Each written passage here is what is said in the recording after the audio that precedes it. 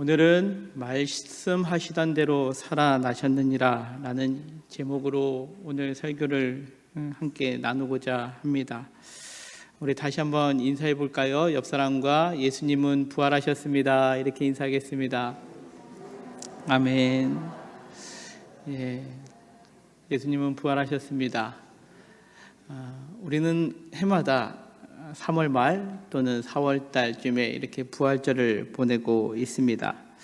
부활절 전에는 교회 절기상 주일을 제외한 40일 동안 예수님께서 당하신 고난을 저희들이 함께 묵상하면서 금식도 하고 또 성경 읽기도 하고, 그러면서 저희들이 좀 더 예수님의 고난을 기억하며 경건하게 그렇게 지내려고 합니다.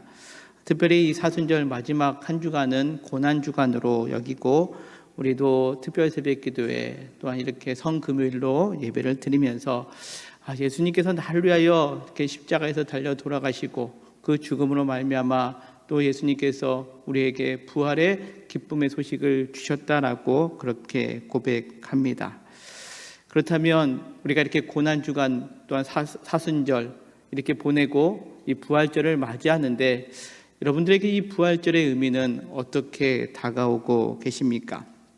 우리가 이 부활절 되면 찬양도 하고 기쁨으로 달걀도 나누고 계란도 나누면서 야 그래 하나님께서 이렇게 부활하셨지라고 이야기를 하는데, 막상 부활절을 보내고 그 다음 날부터는 우리는 어떠한 삶을 살아가고 계십니까? 내년 이제 사순절을 시작할 때쯤 되면 그치, 주님의 부활, 주님의 고난을 다시 한번 기억하면서 그때부터 다시금 우리가 고난과 부활을 준비하며 혹 살아가고 계시지는 않습니까? 오늘 특별히 이 말씀을 통해서 해마다 찾아오는 절기의 부활절이 아니라 작년보다는 올해보다는 내년이 이 부활의 기쁨의 소식이 내 삶 속에 그리고 우리 신앙 가운데 더욱더 풍성해질 수 있는 그러한 예배의 자리가 되기를 소망해 봅니다. 특별히 우리가 이 부활절이 우리에게 주는 의미를 좀 더 깊이 생각해 보셨으면 좋겠습니다. 우리가 이 땅을 살아가면서 여러분들에게 가장 두려운 것이 무엇이냐라고 묻는다면 여러분들은 무엇이라고 답하겠습니까? 우리가 인생을 살아가면서 여러 가지 두려운 것들이 있습니다. 질병도 있고요, 때로는 외로움도 될 수도 있고, 또한 물질의 빈곤이 될 수도 있습니다. 그러나 모든 사람들에게 가장 두려운 것은 무엇이냐? 죽음인 것 같습니다. 이 땅의 모든 사람들은 언젠가 그 죽음을 맞이할 터인데, 그 죽음 이후의 세계를 모두 다 알 수 없었기에 이 죽음을 가장 두려워한 것이 인류 역사상 계속 지속되고 있었던 것을 우리는 살펴볼 수 있습니다. 중국의 진나라에 시 황제가 있었습니다. 우리가 잘 아는 진시 황제라고 그렇게 이야기할 수 있죠. 이 진시 황제는 중국을 통일했습니다. 그리고 큰 권력을 얻었습니다. 이 권력을 얻다 보니까 그것을 놓고 싶지 않아서 이 진시 황제는 신하들에게 내가 죽지 않을 수 있는 그러한 방법을 찾아오라고 이야기를 하죠. 그래서 많은 신하들에게 전국, 아니 더 넓은 곳으로 중국 밖에서라도 불로초, 늙지 아니하고 죽지 아니하는 그런 불로초를 얻어오게끔 했습니다. 그러나 그렇게 죽지 않으려고, 늙지 않으려고 노력했던 진시황은 어떻게 됐습니까? 결국 죽음을 맞이하게 되었습니다. 자, 그렇다면 우리 예수님은 어떻습니까? 하나님의 아들 되시고 성자 하나님이 되시는 예수님도 사실은 죽음을 맞이하셨습니다. 그러나 예수님의 죽으심은 우리와 다릅니다. 왜냐하면 예수님은 죽으셨다가 부활하셔서 인간이 가장 두려움을 느끼는 이 죽음을 극복하셨기 때문에 그렇습니다. 죽음을 이기시고 다시 사신 것, 이것이 예수님의 십자가의 죽으심과 우리 인간들이 겪는 죽음과의 가장 큰 차이다라는 것을 우리는 기억해야 합니다. 죽음은 원래 어떻게 우리 가운데 왔느냐? 죄 때문에 들어왔다라고 성경은 말씀합니다. 로마서 5장 12절은 이렇게 말씀합니다. 그러므로 한 사람으로 말미암아 죄가 세상에 들어오고 죄로 말미암아 사망이 들어왔나니 이와 같이 모든 사람이 죄를 지었으므로 사망이 모든 사람에게 이르렀다라고 그렇게 성경은 말씀합니다. 자, 부활의 의미는 무엇이냐? 부활은 예수님께서 죽음을 극복하신 것이다 라고 그렇게 이야기했습니다. 그 죽음을 극복했다라는 의미는 바로 죽음의 결과인 죄의 문제까지도 우리 예수님은 해결하셔 주셨음을 성경은 우리에게 말씀하고 있습니다. 우리가 가장 두려워했던 그 죽음의 문제, 또 우리가 늘 걱정하고 있던 죄의 문제를 예수님께서 부활하심으로 인하여 모두 해결해 주셨다라는 겁니다. 그런데 이 부활의 소식을 우리가 믿음으로 고백했지만 우리가 죽나요? 안 죽나요? 우린 육적으로 또 죽습니다. 그러나 여기 계신 우리 모두가 죽음을 어느 순간에는 맞이하겠지만, 육신의 죽음을 맞이하지만 예수님의 부활 사건으로 우리가 더 놀라운 것을 얻었다면 죽음을 두려워하는 것이 아니라 우리에게는 영원한 생명이 있음을 우리는 알게 되었다라는 사실입니다. 예수님께서 이렇게 말씀하십니다. 요한복음 11장 25절 26절에 예수께서 이르시되 나는 부활이요 생명이니 나를 믿는 자는 죽어도 살겠고 무릇 살아서 나를 믿는 자는 영원히 죽지 아니하리니 이것을 내가 믿느냐라고 말씀하고 계십니다. 그렇습니다. 우리가 예수 그리스도의 그 부활과 생명을 믿는 자들은 죽어도 사는 은혜, 또 살아서 믿는 자는 영원한 생명 가운데 거하는 줄 여러분들 믿으시기 바랍니다. 그렇다면 그 부활의 소식은 누구에게 임하게 되는 겁니까? 요한복음 3장 16절에 이렇게 말씀합니다. 하나님이 세상을 이처럼 사랑하사 독생자를 주셨으니 이는 그를 믿는 자마다 멸망하지 않고 영생을 얻게 하려 하심이라 말씀합니다. 예수님께서 우리 모두를 위하여 십자가에 달려 돌아가셨지만 그 예수 그리스도를 하나님의 아들로 믿는 자, 그리고 그것을 믿는 자마다 하나님께서는 영원한 생명을 우리에게 주셨다라고 성경은 말씀합니다. 사랑하는 우리 영통교회 모든 성도님들, 오늘 이 시간 예배드리는 우리 모두가 이 부활의 소식을 믿음으로 받아들임으로 말미암아 부활이 나의 죄와 죽음을 이기는 승리의 소식이 됨을 여러분들 믿음으로 고백하는 이 자리가 되기를 간절히 소망합니다. 그렇다면 이 부활은 어떻게 우리에게 다가오게 된 것일까요? 오늘 성경은 말씀합니다. 말씀하신 대로 주님은 살아나셨다라는 겁니다. 주님은 이 땅의 공생의 기간 동안에 계속해서 사람들에게 예수님은 부활에 대하여 말씀하셨다라는 겁니다. 오늘 우리가 기록하고 있는 마태복음 28장 예수님의 부활의 사건을 이야기하고 있는데요. 이 예수님의 부활의 사건을 보면 그 무덤에 경비병들이 서 있었다라고 사절은 그렇게 기록하고 있습니다. 왜 경비병들이 그 죽은 예수님의 무덤가에 지키고 서 있었을까요? 27장 65절 말씀은 이렇게 이야기합니다. 빌라도가 이르되 너희에게 경비병이 있으니 가서 심대로 굳게 지키라 하거늘 그들이 경비병과 함께 가서 돌을 임봉하고 무덤을 굳게 지켰다라는 겁니다. 빌라도가 대제사장들에게 명하였을 때 야 너희들의 군사를 가지고 그 무덤을 지키라라고 명령했다라는 거죠. 그러게 오늘 28장 4절에 보면 무덤을 지키는 경비병이 있었다라는 겁니다. 그렇다면 그들은 왜 그 무덤을 지키고 있었을까요? 63절은 이렇게 말씀합니다. 주여 저 속이던 자가 살아있을 때 말하되 내가 사흘 후에 다시 살아나리라 한 것을 우리가 기억하노니 그러므로 명령하여 그 무덤을 사흘까지 굳게 지키게 하소서. 그의 제자들이 와서 시체를 도둑질하여 가고 백성에게 말하되 그가 죽은 자 가운데서 살아났다 하면 후에 속임이 전보다 더 클까 하나이다 라고 그렇게 이야기합니다. 자, 예수님께서 살아계시는 동안에 공생의 기간 동안에 유대 관원들, 대제사장들, 서기관들에게 예수님께서는 자신이 부활할 것을 이야기하셨습니다. 대표적인 말씀이 마태복음 12장 39절에 있는 말씀인데요. 예수께서 대답하여 이르시되 악하고 음란한 세대가 표적을 구하나 선지자 요나의 표적밖에는 보일 표적이 없느니라. 요나가 밤낮 사흘 동안에 큰 물고기 뱃속에 있었던 것 같이 인자도 밤낮 사흘 동안 땅 속에 있으리라 라고 말씀하시면서 사흘 후에 부활하실 것을 사람들에게 말씀해 주셨습니다. 유대 관원들에게만 이야기하신 것이 아니죠. 특별히 사랑하는 제자들에게 계속해서 예수님은 부활에 관하여 말씀해 주셨습니다. 먼저 마태복음 17장 22절 이하에 보면 갈릴리에 모여 있을 때에 예수께서 제자들에게 이르시되 인자가 장차 사람들의 손에 넘겨져 죽임을 당하고 제3일에 살아나리라 하시니 제자들이 매우 근심하였다라고 그렇게 성경은 말씀합니다. 뿐만 아니라 마태복음 20장 19절 이하에 보면 예수님께서 이렇게 말씀하시죠. 이방인에게 넘겨주어 그를 조롱하며 책질하며 십자가에 못 박히게 할 것이나 제3일 만에 살아나리라 라고 그렇게 말씀합니다. 자, 여러분들이 생각하기에 예수님께서는 내가 3일 만에 다시 살아날 것이다 라고 공공연하게 말씀하셨다라는 거죠.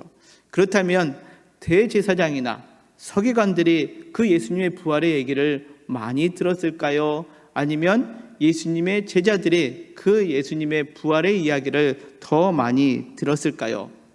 물어보나 마나 제자들이 예수님의 부활에 관한 이야기를 더 많이 들었을 겁니다.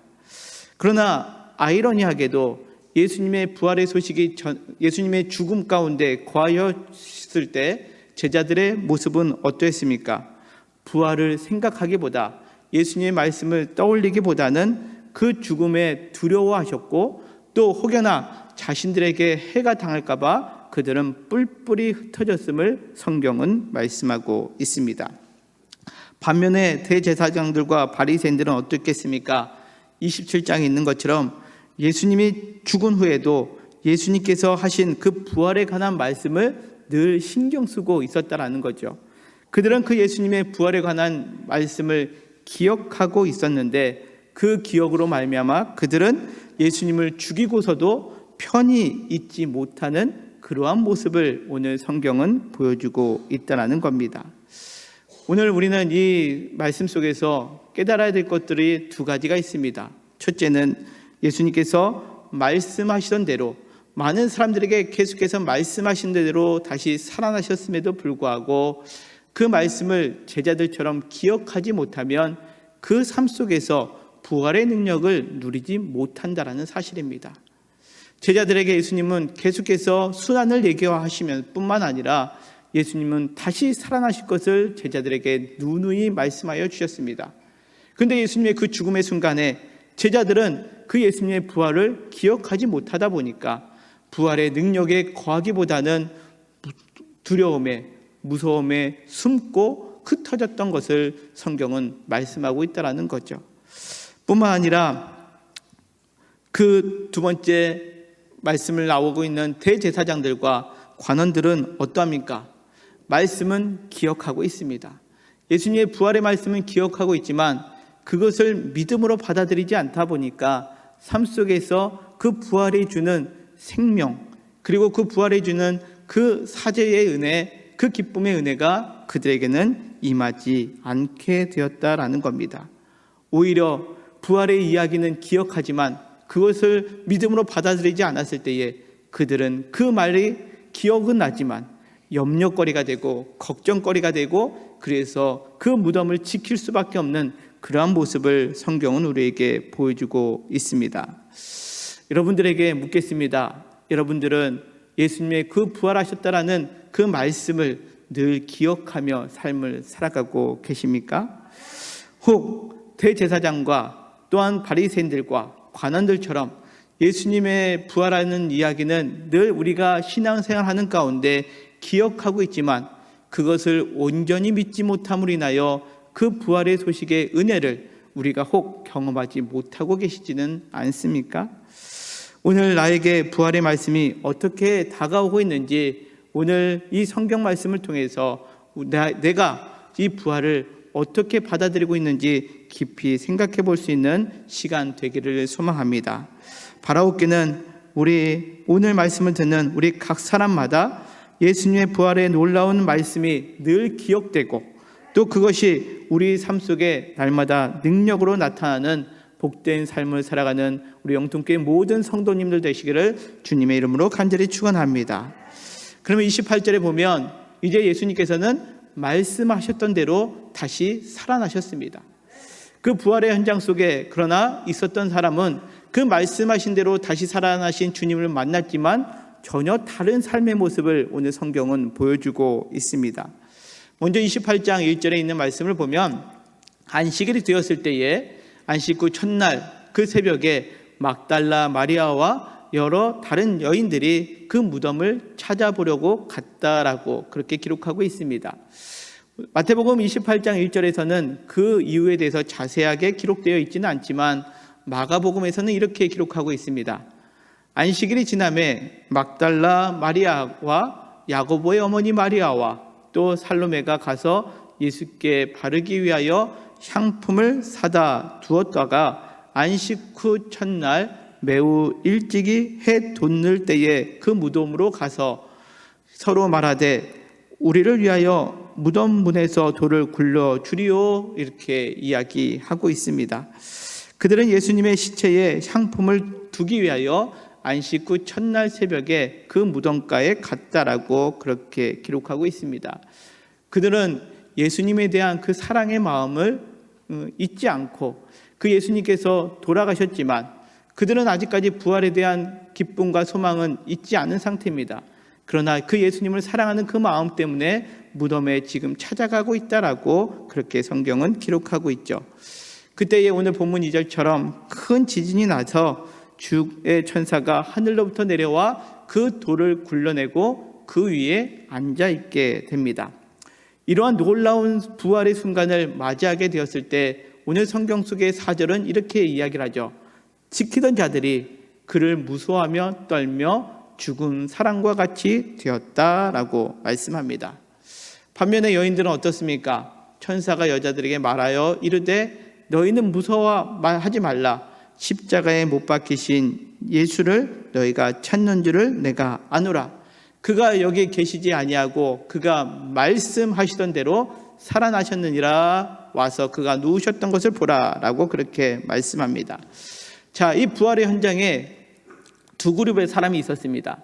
그 무덤을 지키던 사람들이었습니다. 그들은 건장한 사람들이었습니다. 그럼에도 불구하고 그들이 부활을 목격했을 때에 믿음이 없을 때에 그들은 그 상황을 보는 순간 죽은 자같이 누워있을 수밖에 없었다라고 놀라 두려움 가운데 거할 수밖에 없었다라고 성경은 말씀합니다. 반면에 그 여인들은 어떻습니까? 연약했지만 그 부활에 대한 그 상황을 지켜봤을 때에 두려움 속에 있었지만 그들의 그 부활은 두려움으로 끝나는 것이 아니라 놀랍고 기쁜 소식으로 맞이하게 되었음을 오늘 성경은 우리에게 말씀합니다. 사랑하는 성도 여러분, 여러분들은 말씀대로 주님이 부활하셨다라는 이 기쁨의 소식, 그리고 그 부활절을 우리가 기념하는 이 부활절 예배 가운데 여러분들에게 이 부활의 소식은 어떻게 다가오고 계십니까? 여전히 그냥 교회에서 이야기하는 부활이기에 내가 그냥 듣고 있습니다 라고 믿음 없이 듣고 계십니까? 아니면 내가 부활의 주님을 만나기를 소망하며 나아가며 두렵고 떨리는 순간이지만 그 부활의 소식을 들었을 때 이 여인들과 같이 그 소식이 기쁨의 소식으로 여러분들은 그 부활을 맞이하고 계십니까? 오늘 주님을 사랑하는 그 여인들은 주님을 사랑했기에 그 부활의 현장 속에서 연약하지만 그 소식이 기쁨의 소식이요 평안의 소식이 되었음을 오늘 성경은 우리에게 말씀하고 있습니다. 이 자리에 함께한 우리 사랑하는 성도 여러분, 우리 모두가 부활의 소식이 죽어서 가만히 있는 그러한 지키던 자의 모습이 아니라 우리 모두는 이 여인들과 같이 그 부활의 놀랍고 놀라운 이야기를 들을 때마다 기쁨의 소식으로, 감격의 소식이고 은혜의 소식으로 받아들일 수 있는 저와 우리 모두가 되시기를 주님의 이름으로 간절히 축원합니다. 마지막으로 부활 그 상황 속에서 주님은 무엇이라고 말씀하고 계십니까? 10절은 이렇게 말씀합니다. 주님을 사랑하는 사람들에게 부활은 기쁨의 소식으로 다가오는데 그 기쁨의 소식은 어디서 이루어지느냐라는 것을 오늘 성경은 우리에게 말씀하고 있습니다. 우리는 부활절을 맞이하면 주일날 이렇게 교회에 모여서 부활을 찬양합니다. 기쁨의 찬양도 하고 우리가 함께 계란도 나누고 또 예수님 부활하셨습니다. 기쁨의 소식입니다. 서로가 서로에게 격려하며 이야기도 합니다. 그러나 주님께서는 이 부활의 기쁨의 소식을 어떻게 하라고 말씀하고 계시느냐? 10절은 이렇게 말씀합니다. 이에 예수께서 이르시되 무서워하지 말라. 내가 내 형제들에게 갈릴리로 가라 하라. 거기서 나를 보리라 하시니라 말씀하고 계십니다. 예수님께서는 그 부활의 소식을 무덤에 계속 서 계시면서 내가 부활한 것을 보려면 너희들 이 무덤으로 얼른 와 라고 그렇게 이야기하지 않으셨다라는 겁니다. 어디서 보자고요? 갈릴리에서 보자는 겁니다. 마태복음 26장 32절에 보면 예수님께서는 일찌감치 제자들에게 말씀하여 주셨습니다. 그러나 내가 살아난 후에 너희보다 먼저 갈릴리로 갈 것이다 라고 말씀하고 계셨다라는 거죠. 예수님께서는 우리가 이 부활의 소식을 그냥 예배 시간에만 누리는 것이 아니라 예배 시간에만 기쁨의 소식, 이 부활절 하루만 우리에게 기쁨의 소식이 아니라 갈릴리에서 그들의 부활의 주님을 만날 것이다 라고 말씀하고 계시다라는 거죠. 갈릴리는 어디입니까? 우리의 삶의 터전입니다. 제자들이 살아왔던 삶의 터전에서 그 부활의 주님은 만날 것이다 라고 보여주실 것이다 라고 말씀하고 계십니다. 여러분들에게 갈릴리는 어디입니까? 여러분들의 가정이 여러분들의 갈릴리가 될 줄 믿으시길 바랍니다. 여러분들의 삶의 현장, 여러분들의 직장과 여러분들이 만나는 그 곳곳이 오늘 갈릴리가 되어서 그곳에서 부활의 주님을 만날 수 있는 저와 우리 모두가 되기를 간절히 소망합니다. 부활하신 주님, 우리가 그 부활하신 주님을 갈릴리에서 볼 수 있기를 소망하면 우리는 어떠한 삶을 살아가야 된다고요? 오늘 말씀하신 대로 부활하셨기 때문에 우리는 항상 삶 속에서 부활의 주님의 말씀을 기억하는 삶을 살아가야 된다는 겁니다. 주일날 예배 시간에 말씀을 듣고 일주일 동안은 그 말씀과 동떨어지는 삶이 아니라 매 순간 하나님의 말씀을 기억할 때에 우리의 삶 속에 그 말씀으로 말미암아 부활의 주님을 만나게 된다라는 사실입니다. 그러나 뿐만 아니라 말씀을 기억하는 것으로 부족합니다. 말씀만을 기억하는 것이 아니라 우리는 그 말씀을 전적으로 믿음으로 고백할 줄 알아야 된다는 거죠. 예수님께서 부활하심으로 말미암아 나에게 생명이 임하였다. 예수님께서 부활하셨기에 나는 더 이상 이제는 죄 가운데 허덕이는 인생이 아니라 죄와 사망을 이기시는 그 주님으로 말미암아 나는 영원한 생명을 취한 존재다라고 그 말씀을 믿고 나아가는 삶을 살아갈 때에, 그리고 그 무덤가에 찾아왔던 여인들처럼 끝까지 주님을 그 사랑하는 마음으로 주님 앞에 헌신하고자 결단하며 나아가는 삶을 살아가는 그들에게 주님은 갈릴리에서 볼 것이다라고 말씀하고 계시다라는 사실입니다. 우리가 이 부활절을 보내면서 저와 우리 모두가 오늘 예배의 자리에서 부활의 주님을 찬양하는 것뿐만 아니라 우리의 각자의 삶 속에 갈릴리에서 이 부활의 주님을 만날 수 있는 우리 영통교회 모든 성도님들 되시기를 간절히 축원합니다. 그럴 때에 그 부활의 주님을 만나는 순간 그 부활의 주님을 만남으로 인하여 그 부활의 주님을 나의 입술로 증언하고 또 내가 그 증거된 삶을 살아갈 때에 우리를 통하여 그 부활의 주님이 많은 사람들에게 전파되고 그로 인하여 그 부활의 주님의 그 기쁜 소식이 나를 비롯하여 많은 사람들에게 기쁨의 소식이요 생명의 소식이요 복음의 소식으로 널리 전파되는 그러한 삶을 살아가는 우리 영통교회 모든 성도님들의 부활절 되기를 주님의 이름으로 간절히 축원합니다.